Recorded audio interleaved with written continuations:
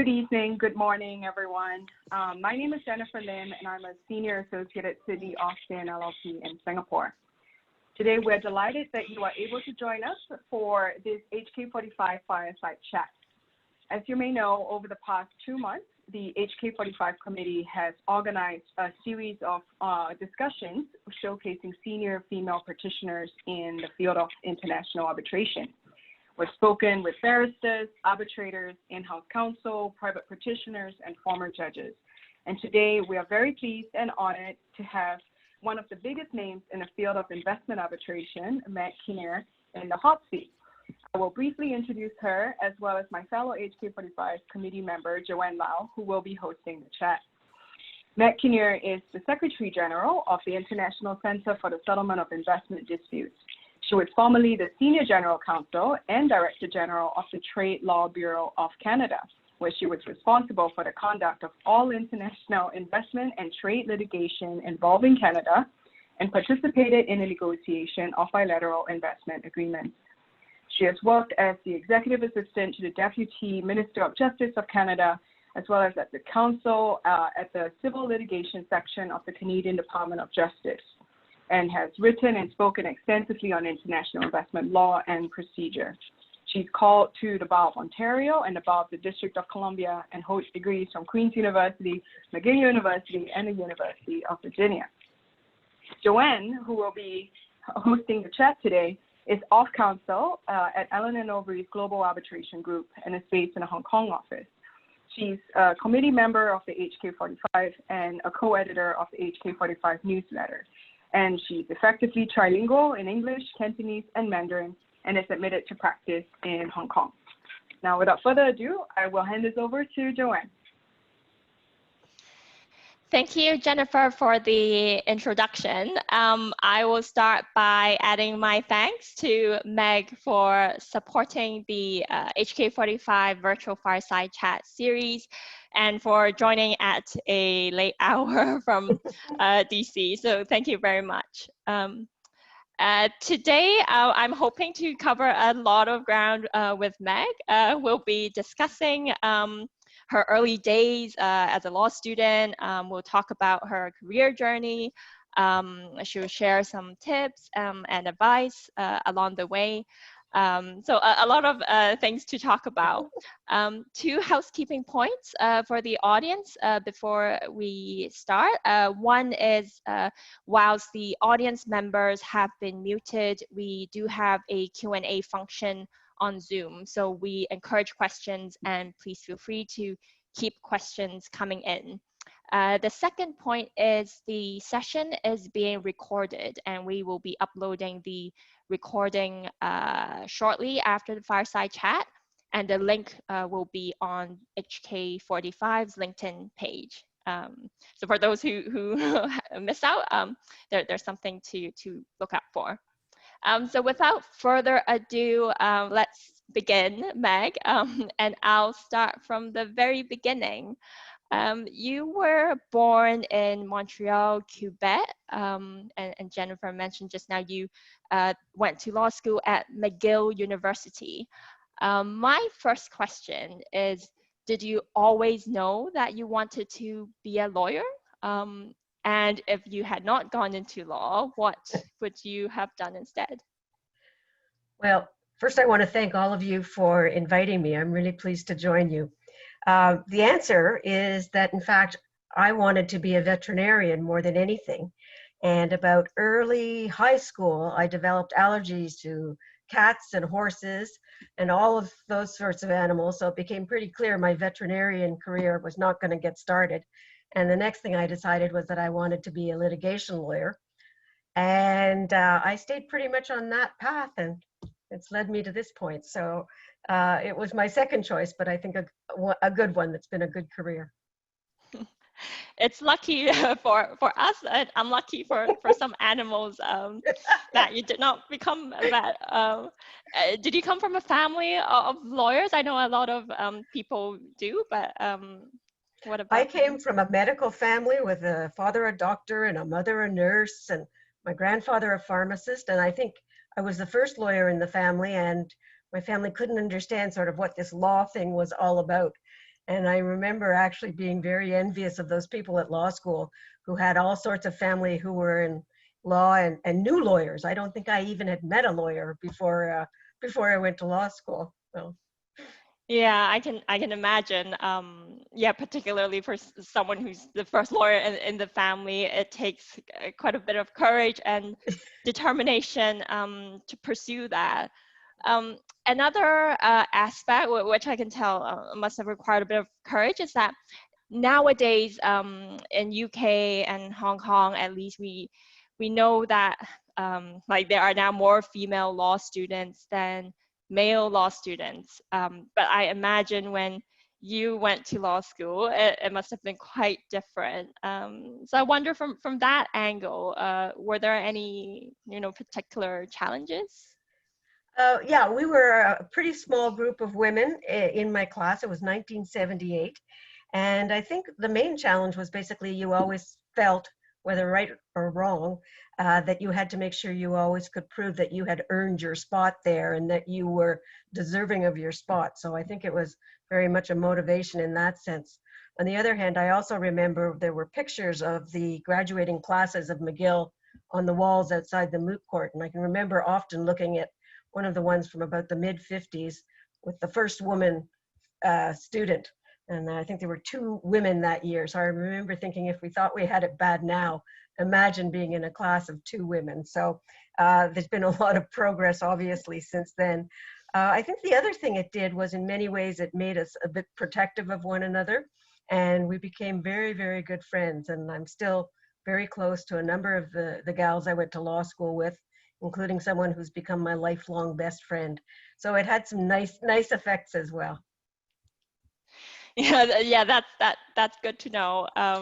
Yeah, hopefully, at least you can tell gradually we're making some progress. There's still a long way to go, but as you say, it's good that we're now changing at least from law school and hopefully in law firm leadership and in Exactly. like international organizations, like people like you provide a lot of inspiration for more junior practitioners. So it's great to see that.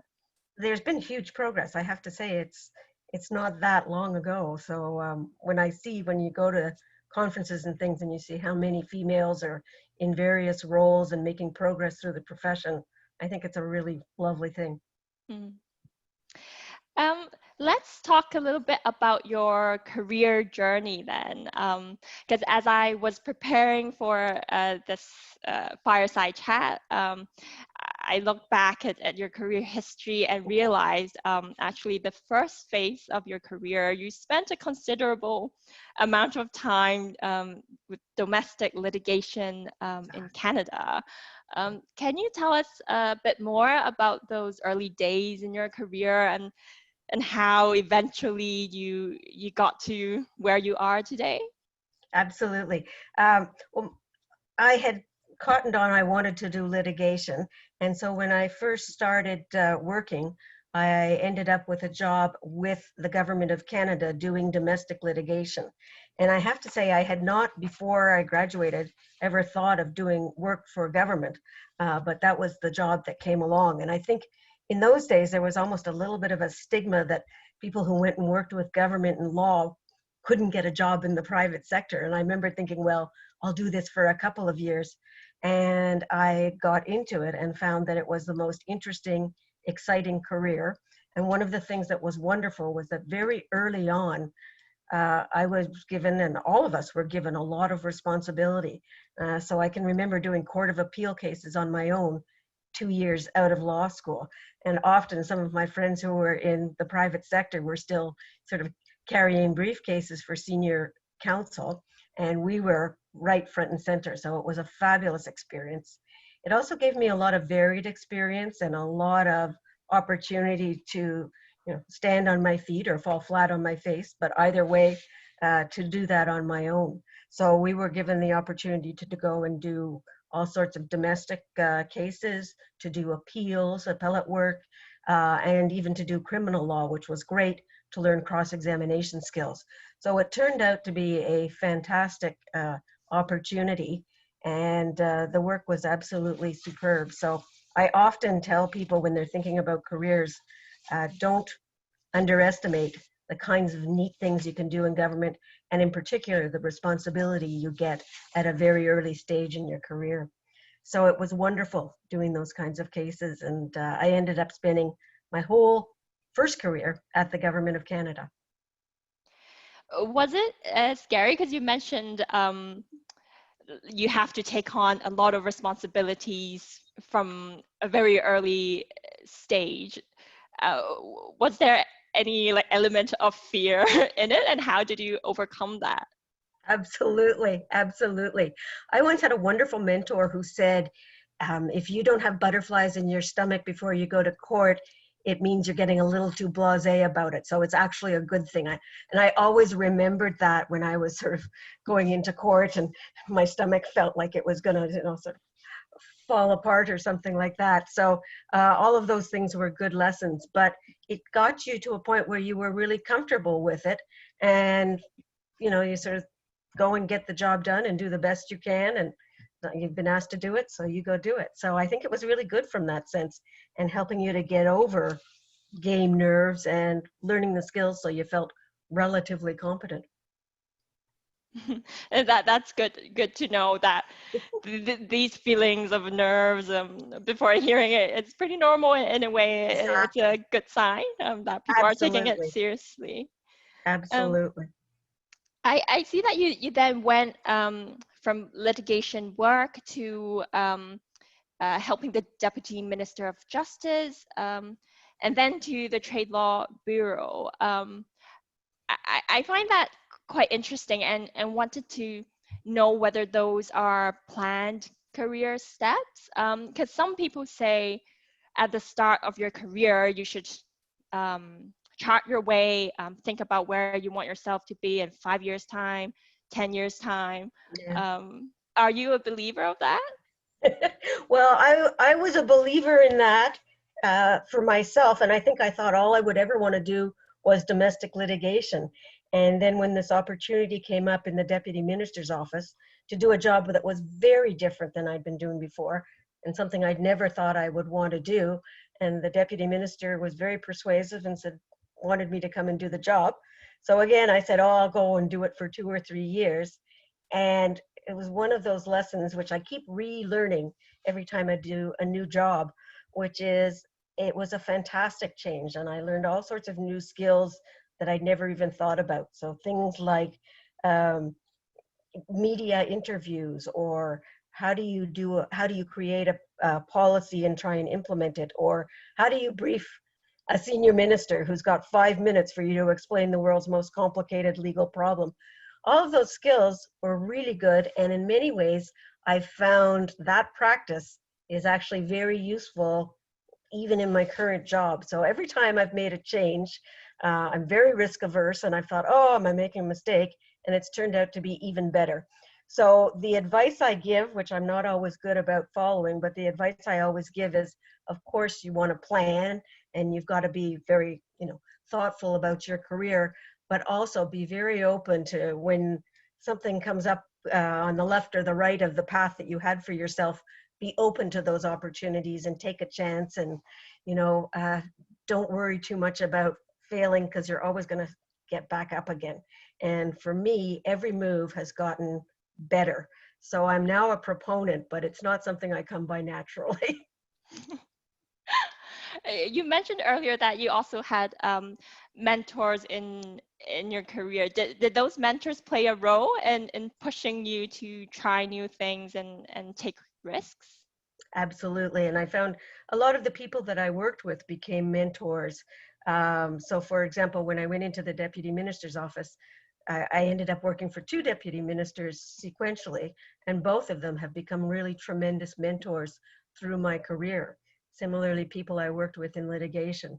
So people like that have played a really important role, not just as professional mentors and advice givers, as you often think of, but people who are supportive of you and are there to sort of help encourage you and push you forward, and who think of you when new and different things come up. So I've been really lucky to have a lot of mentors, and I think it's something people are more aware of now than when I went to law school, but having a number of mentors and being a mentor are both really important skills now, for the mentor and the mentee. How did you go about getting a mentor? Did you actively seek them out and develop a relationship with them, or did it happen more organically? I'm just thinking for some audience members, if they find that they don't have a mentor yet, how do they position themselves in getting one? Again, I like to chalk it up to the times as opposed to me not being very clever about career issues, but I wasn't even really aware of it. So for me, it kind of happened organically, in that I would be working with someone on a project and then they would end up being a mentor. So I was lucky in that sense.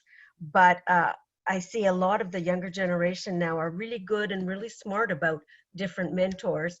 And I can say I have a number of people who I consider our mentees, and it flatters anybody if someone wants to be a mentee, and I think it's something that is a really nice thing when someone wants to do that, and you can have that kind of relationship.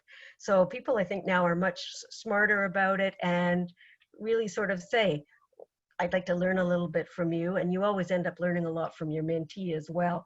So I think it's people are much more aware of this now, and it's a good thing. Yeah, I can completely agree. I personally also benefited from a lot of mentors. Going back to what you said earlier about making changes, you're currently the Secretary General of ICSID, and I can imagine that would have been a big change as well. So I wanted to hear what prompted you to apply for that role, and what was your thinking then? Well, after I had worked at the Deputy Minister's office, I went to Canada's Trade Law Bureau, where the first day I think I walked in, somebody said something like, oh, here's the new girl, and she's going to do this thing called NAFTA Chapter 11. And I had I had an idea, but I didn't know much about what that was. So in a way, I've been very lucky in terms of timing and circumstances. But during that part of my career, I was able to do a lot of the investor state work, and we were in the early days when a lot of what we were doing was brand new, and every time there was a case or a decision, it was something that hadn't been thought about before. So it was really an interesting period of time to be in that field. So about 2008, the World Bank decided that they would put the role of Secretary General of ICSID as a separate role from the World Bank's legal counsel. And that just reflected that, the increase in cases, and they realized this is a job that justifies being done by itself as opposed to as a legal counsel for the whole bank. And so they had an international competition for the job. And I remember seeing it advertised and thinking, oh, I would never get it. And a very good friend of mine phoned and said, you have to put your name in. And I said, no, and then I thought, you for sure won't get it if you don't put your name in. So I put my name in and worked very, very hard, and had an a scary first interview at a round table with about 15 people at the bank from all different parts of the bank, and ultimately got through to the final interview, which was with the president of the World Bank, who was Mr. Zellick at that point, who was a very, very formidable person. And lo and behold, was chosen as the candidate. And then, an experience I'd never had before, the Secretary General has to be elected. So my name was put forward for election. And I wasn't sure what am I supposed to do? Am I supposed to, be available for meetings or whatever? And I was told, no, just be quiet. We'll let you know when you have enough votes. So basically, yeah, that was my first election and first experience. But I consider myself very, very fortunate. And again, this move was to a job that I say is the best job in the entire world. I mean, it's just a real privilege to be doing this job and working with the people I get to work with. So I was very, very fortunate. I think you're too modest. It sounds like it sounds like a challenging process. But from what you said, I can also tell sometimes it just requires that spark of courage, and maybe the courage to just put yourself out there and see what happens. Exactly. We're all very grateful that you did that. Thank you. Um, Now in your role as Secretary General, initially when you went from Canada to Washington, and then also from a national institution to an intergovernmental organization, what were the biggest changes that you found? It's interesting because in many ways I've often sort of giggled at the fact that bureaucracies have some common characteristics. And there were a lot of things I'd seen in terms of working at the Government of Canada, and I saw similar things at the World Bank as an international bureaucracy. And, you know, things like policies do take time and decisions do take time, but you do have to work through levels. So I was actually kind of amused or in the beginning about the similarities of working in a bureaucracy. What I think was the hardest thing for me was I had kind of grown up in the Justice and Trade Ministries at the Department of in Canada. And so I'd grown up with a lot of the people, and I knew all of the people because we'd all been working together for many years. And when I got to the World Bank, I basically was the new girl, but at a senior level. So I had to very quickly try and figure out and try and introduce myself to people, and who do you talk to if you've got a personnel matter or a budget matter or those kind of issues, and to try and understand the culture of a particular organization. That was the challenge. And things where I would have just before just sort of picked up a telephone, I didn't even know who I should be calling at some points.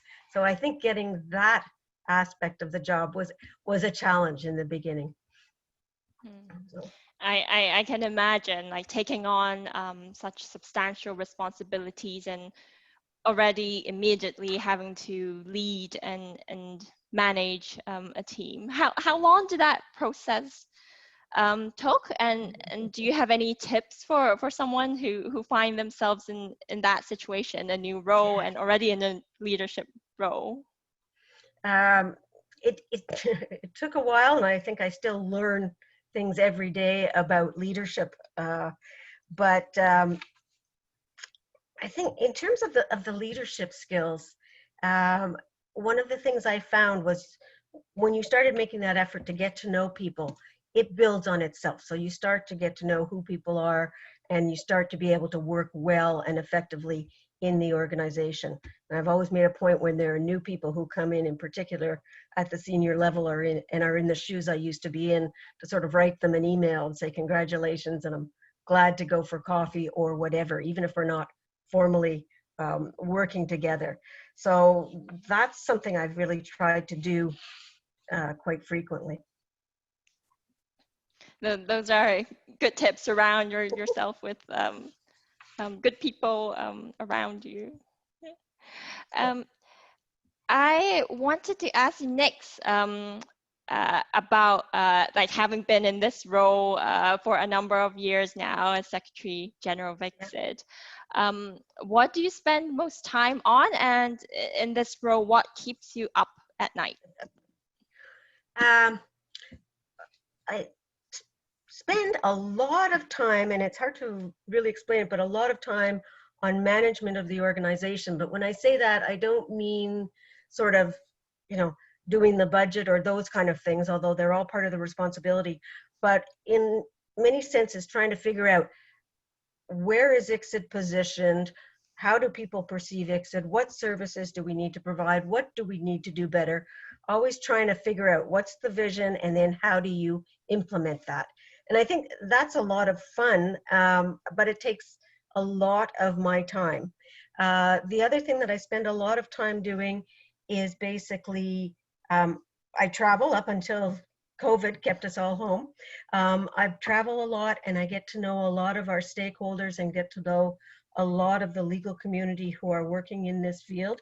And I've made a point of doing that because I learn a lot doing that. And ICSID and investor state, even though it's been around 50 years, is still something pretty new for many people, and something that people are trying to get a real handle on still. And we hear all the conversation about backlash against investor state. Being a part of that discussion has been really important. So we spent a lot of time on that. What keeps me up at night still to this day is the idea that all of a sudden cases may stop coming to ICSID. I have this nightmare scenario where it all falls apart on my watch, and I feel very responsible. And I think my colleagues know, especially in the beginning, but still to this day, every time a new case comes to ICSID, I'm like, oh, good, that's great, that's great. Like, I count them very carefully as they come in the door. So that is my constant fear, is that this will fall apart under my watch. You mentioned that you have to spend time to think about the vision, what more ICSID can do, whether there are any improvements. I wonder how do you do it in a structured way? Like, do you plan to do it, okay, every Monday morning I'm going to think about this, or how do you go about driving those vision? Yeah. Both structured and unstructured. I think I'm constantly thinking about those things, and I'm constantly, when I see something new, oh, we should be doing this, we should be doing that. When I go on vacation, I love to go to the beach, and I walk up and down the beach, and that's all I think about. I know that sounds very boring, and maybe it is, but for my staff, they're almost like, stop, we don't want 25 new ideas, go take a vacation, turn off the telephone. But I'm constantly thinking about that. And then in parallel, we have a much more structured process, and we have regular retreats, and I try to put together every year a sort of, all right, here's where we're at. We got to this place, we didn't get to that place. Maybe we should be trying this. And we have retreats with the staff and really talk about everybody's experience. So it's both a structured and unstructured kind of thing, but it is constant. I see. And it's interesting to hear that what keeps you up at night is not having new cases come in, because looking at the numbers, since you started in this role from 2009 to up to the latest report in 2019, there has been a substantial increase of ICSID cases. So Thank goodness. But it's interesting. It's very volatile, and you never know where the next case is going to come from, or if it's going to come through the door. So even though if I look at the charts, we see this trajectory going up and up and up, I still have this constant worry. When you see things, for example, like the EU basically saying within the community that you will not have inter-EU country bits and those kind of issues, those things really keep me up at night, because I think, oh my goodness, what's going to be there? And, how do we still perform the service?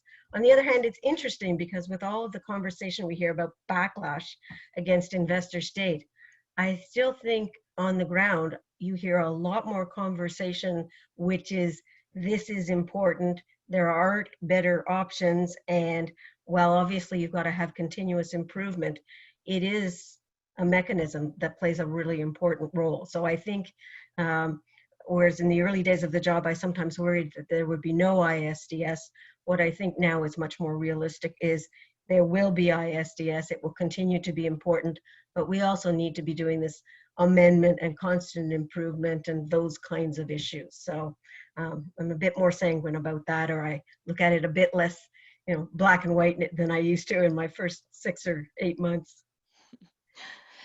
And picking up on your point on backlash, and as an arbitration practitioner in Asia, in this region, we've also had experience of that, some backlash in some Asian countries.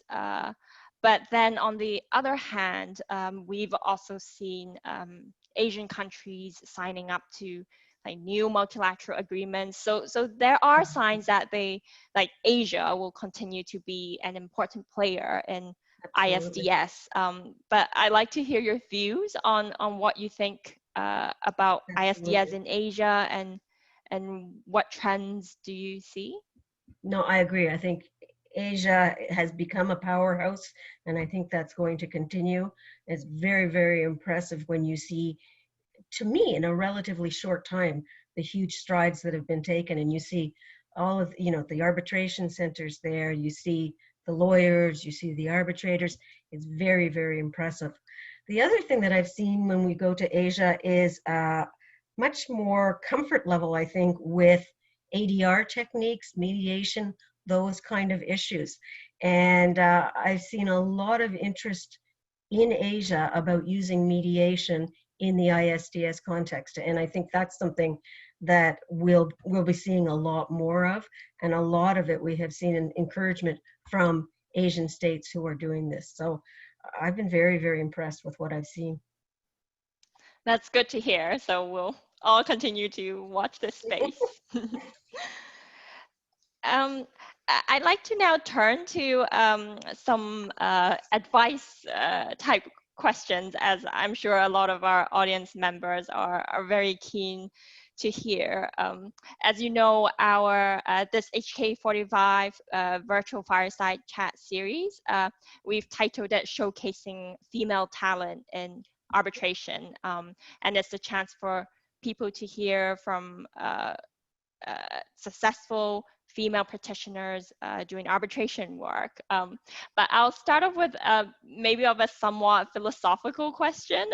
When I say successful, how would you define personal success? It's a great question. I guess we should always all be asking ourselves. For me, I think there's two big things. Number one is that you have independence. So you are able to propose things, think about things, implement things. You're responsible for both the good and the bad, but you've got that independence. I think that is a huge thing that I would call personal success. The other thing, much more mundane, but maybe more important, is you're excited to get out of bed every morning and go to the office. And I wouldn't say that I haven't had days where I'm like, oh, I want to sleep in, or, oh God, I can't face it today. But by and large, I find my job it's refreshing, it's exciting, and I really do want to go to work every day. So that, I would say, is, at least for me, the definition of personal success. And I've been in jobs where I didn't want to go to work every day. So you know the difference. I can tell you do have a lot of passion for your job. So it's really great to see. I wanted to talk about for people who are just starting out though. So right at the very beginning, what should they be thinking about? How should they forge a successful career, like getting the things that you talked about just now? Well, I have to say, first of all, that this is one of the few times that I'm glad I'm an old lady, because when I see, for example, when we have positions open at ICSID and I see the incredible talent and the people who have applied for the jobs, I think I am so glad that I'm not doing that right now, because I would just not stand a chance. But in terms of tips, obviously, everybody has to work hard. That's just a given. But among the things that I would say are, first of all, don't be afraid to put yourself forward for things. And I've had a number of people, for example, volunteer to help us do a program with ICSID, or volunteer to help put together an issue of the ICSID review, or basically just put themselves forward. And I think that's a great thing, because you get to know more people, you get to know more about things that are going on. So I'd say don't be afraid to put yourself forward for new opportunities, because, and they may be volunteer opportunities, but I think it's a great way to start building a career. And the other thing, which I know is easier said than done, is don't lose sight of the big picture. Every now and then you got to bring your head above the horizon. And that's hard because I know in the early stages of the career, you are spending 24/7 with everything that's being thrown at you, but you still have to remember to stand back every now and then and assess, where am I at? And is this making me happy? And am I doing what I am best at? So every now and then peeking above the horizon for yourself is really critical at this stage.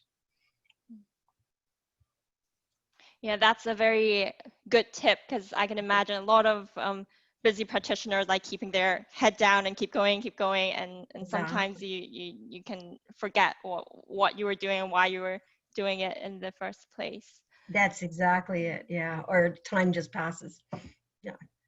We have a question from an audience member, and something that we hear about very often too, which is even for a practitioner who's been doing work for a relatively long period of time, over 10 years, and maybe in a big law firm, or maybe as a barrister. But there are times when people still feel confident about what they're doing, and then some people would say, well, in those situations, just fake it till you make it. What was your experience when you were around that level of seniority? Like, did you experience that in confidence from time to time, and how did you overcome that throughout your career? I mean, absolutely. Everybody has that sort of questioning themselves and did I do a good job and etc. I mean, that just sort of comes with the territory. And I still have days where I feel like I'm faking it and maybe I'll get there. But so everybody gets those. But at a certain point, you also sort of say, well, I'm here to do this job. And so I'm just going to do it the best I can. And if someone can do it better, fair enough. But in the meantime, I'm going to do this. And you start realizing it all starts to come together. So, and I think one of the things with the sort of fake it till you make it is also, and this is more going to put your head above the horizon, if you're feeling like that for a long time, if it's not just sort of what you might think is the norm, that's also a time to sit down and have a cup of coffee with someone you trust and say, look, here's what I'm feeling. Is it just me feeling not confident, or is it meaning I should think about other things or I should do things differently? So don't feel like you have to be mired in that too long. That's where get a mentor, get a friend, and chat about that, and make just, I think that's really important as well. Yeah, that's good to know, because sometimes other people may be in the same boat, or other people may be seeing things which you don't see yourself necessarily. Exactly. So it's good to get a different perspective. That's exactly it. Yeah, exactly. I also wanted to ask you about investment treaty work, because I know a lot of people are interested in that area of work. But at the same time, opportunities don't come up very often. So say for some solicitors in law firms, when you're junior, you might not have control over the types of cases that you work on. So for someone who's interested in investment treaty work, or for someone who wish to pursue a career in intergovernmental organization in the future, what can they do to achieve that? Yeah, I mean, as you know, investor state is probably about 5% of the arbitration horizon, if that. So this is one thing I often chat with people who say, I'm going to do investor state. And I say, that's great, because it's a lot of fun. It's very interesting. But sometimes it's also really important to do some of the other things. And what I say often is, make sure you're doing things that build your skills. In particular, writing skills are really key. Learn to be a good writer, learn to be a good editor. That's going to be key throughout your whole career. And that is something you can get in litigation, in other kinds of arbitration. And the other thing that I think is really important is litigation or advocacy skills. That is something that you only really get by doing it. So take the opportunity, even if you are going to small claims court, it doesn't matter. It is the skill of advocacy. And how do I put together a case? What is the strategy? How do I find witnesses? All of those things are generic skills that will translate well when that investor state case lands on your desk. So I always tell people, think about the skills that you're getting and don't worry too much if it's in the context of investor state or not. The other thing in terms of investor state is just doing things in that milieu so that people start saying, oh, I know that person and she's really keen on doing this. And then when that case does walk in the door, or when the opportunity to do a pro bono brief for a non-disputing party is there, you're one of the people that they think of. So it's also just being a part of the milieu. Yeah, those are really good tips, and sometimes I guess even when people are doing non-investment treaty work, you never know, and years down the line you might realize, oh, actually something I did years ago are really helping me now in my really investment treaty career. Yeah. I mean, I think of something like cross-examination. The best place I ever learned cross-examination was early in my career doing criminal court cases. And I remember getting sent, and they'd give you about 60 dockets, and you got to leaf through them as you had to then cross-examine someone. And in the early part, I can't tell you how many guilty people probably went off laughing because I did a terrible job, but I also got good at it. And so it's, again, take the opportunity to get those skills however you can. I want to talk to you now about gender diversity. Very recently hot off the press, there's the ICA Task Force Diversity Report. HK45 contributed to it, and I know ICSID was also part of the task force, and it's great to see it being put together and with so many institutions. I wanted to get your thoughts on tips for female practitioners in general. You mentioned you play the role as a mentor now to more junior practitioners. What would be your #1 tip for, say, a young female practitioner? Yeah, it's interesting because I think I have a lot of female mentees. I have a few male mentees as well. And I guess at the end of the day, it comes down to, this is just go and do it, and don't think about yourself as a female practitioner. You're a practitioner. Or don't think of yourself as a female leader. You're a leader. And maybe that sounds, I don't know, maybe that sounds a bit unrealistic, but the idea is just go do it and don't let being female hold you back in any way. Now, obviously, I'm not saying that in the sense that there aren't sometimes special challenges for females in the profession. But I guess the thing is, don't let that hold you back. You've got the same skills. They are gender neutral skills. So don't let that hold you back is, I guess, the best advice I've got. What about females or maybe even males in leadership position? Because some members in the audience, they may be in different leadership capacities. They may be leading a small team in a law firm. They may be leading a large law firm. There must be some common characteristics in having to manage and lead a group of people. What would be your advice for being a good leader? What do you see as important attributes? One of the things, I once heard someone say this, and it struck me as really a fantastic piece of advice. And it was basically that your job as a leader or a manager is essentially to get people to a stage where they can leave you and go do the next thing. In other words, succession planning and growth. And if you're a good leader, you are able to try and give people those experiences and get them to the stage where they jump to the next part of their career. And so sometimes it's counterintuitive, because I have, for example, a wonderful staff at ICSID, and I think, good, I just want to lock the door, keep them here now, just the way it is.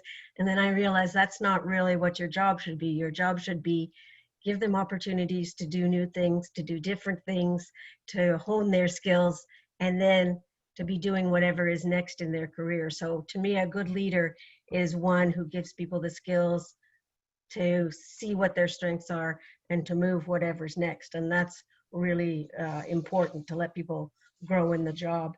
The other key one, obviously, is communication. And I know this is one I always, I think about this a lot, because I often say to myself, you know, I have sort of 50 ideas a minute, and then I realize, yes, but you have to communicate them. People aren't expected to read your mind.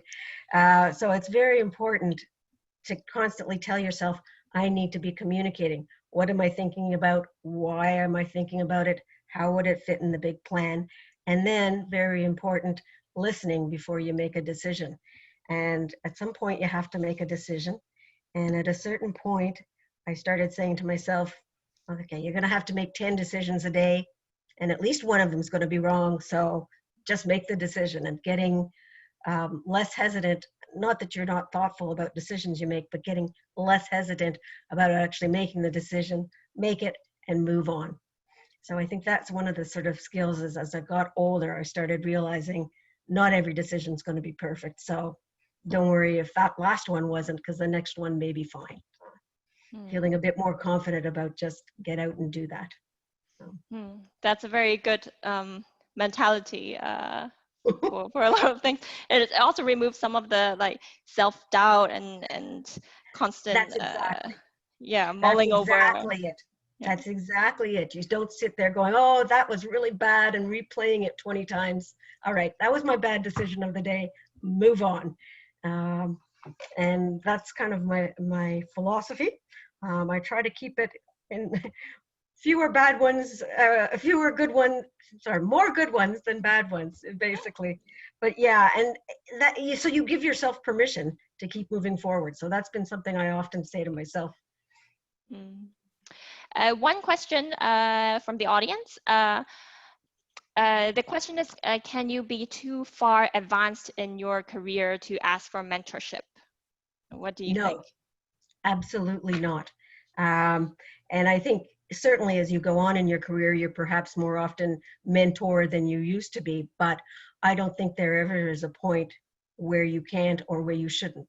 And I know I have people now who I consider mentors, who are peers in the career, but I consider them very much mentors. So I would say definitely always keep that in your life. That's good to know for all of us. We have a little bit of time left, so I wanted to finish on a lighter note. So I'll ask you a couple of questions for those of us still stuck at home. The first question is there any recent book or film that you enjoyed? Well, I am a documentary fanatic, and every year in April, I would go to Toronto for a documentary film festival called Hot Docs. It's a fantastic film festival. And I would go with actually my best friend, who was my law school roommate. And we would get the ticket and see about 4 movies a day. By the time we got through the weekend, we would sort of be like that. And this year, since I couldn't go to Toronto to go to the festival, I actually she sent me as a birthday present a pass. And we did a doc a day. So I have to be honest and tell you, I can't even remember all of the ones I saw, but I saw a doc a day in April, and it was fantastic. So, wow. So that's been my sort of entertainment during the pandemic. Wow. A doc a day. I'm sure a day. Yeah. A lot of people will now start checking out that documentary festival and see what's it all about. It is great. The second question is, now that we're all, all locked up, and you mentioned you before COVID-19, you did a lot of traveling. So when it becomes possible to travel again, where would you go? This sounds very, very spoiled, but I have to say that one of the silver linings has been to actually be home and to be in my own house and those kinds of issues. And as much as I absolutely adore traveling, I often am on the road sort of 2 to 3 weeks a month. And so I've actually been enjoying just sort of cocooning at home and being here. So while I'm going to enjoy any travel that comes along, I'm not sitting here yet saying, I have to go somewhere. I've been lucky that everywhere I've been, it's been an education and really a pleasure. And any guilty pleasure while staying at home? Any new hobbies and things? Yeah, well, the guilty pleasure is a friend of mine told me about this online auction site, and it's very addicting. And so I've almost got to the point now where I say to myself, all right, if I finish these 10 emails, I can go check the auction site and see if there's anything today. And I think I've gotten to the point where I just have to stop checking because, of course, everything looks like something I absolutely have to bid on. So that's been my guilty pleasure. Right. Very addictive. Wow.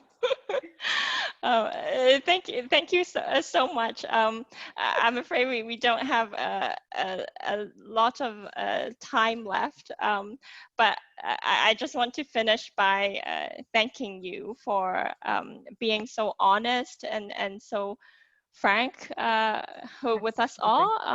It really is an inspiration for people who see you in the senior position and to learn about the journey that you've been through, that it may not be easy for everyone, but you'll get there, and some of the insecurities that some of us are experiencing, it happens to a lot of people. Yeah, so there are lots of great comments from the audience saying that the landscape is changing. We're seeing more and more female practitioners, and so many thanks to practitioners like yourself. So I just want to thank you again for taking the time to share your experience with us, and also to thank our audience members for dialing in from Hong Kong and everywhere. Absolutely. Well, if I can just say thank you very much, and very sincerely, my email address is on the website, and if any of you feel that you wanted to chat about career or those kinds of issues, I'm absolutely delighted to do it. So just shoot me an email if we didn't get to a particular question, or you'd just like to talk a little bit, because I'm delighted to do that. Thank you very much, Meg. It was very enjoyable talking to you. Thank you. Thank you. Take care. Take care. Bye. Bye.